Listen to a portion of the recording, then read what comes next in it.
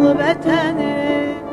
Ey qəhrəman evladı, şanlı vətənim. Səndən ötürü can verməyə gündə hazırız. Səndən ötürü qan verməyə cümlə hazırız. Üç rəngli bayrağınla məsud yaşa. Üç rəngli bayrağınla məsud yaşa. İllərlə can qurban oldu, sinən hərbə meydan oldu. Hüququndan keçən əskər hərə bir qəhrəman oldu. Sən olasan Gülüstan, sənə hər gün can qurban.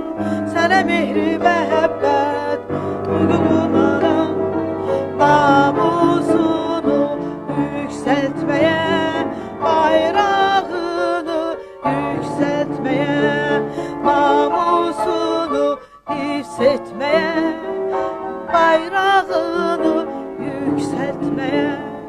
Şanlı vətən, şanlı vətən, Azərbaycan, Azərbaycan, Azərbaycan.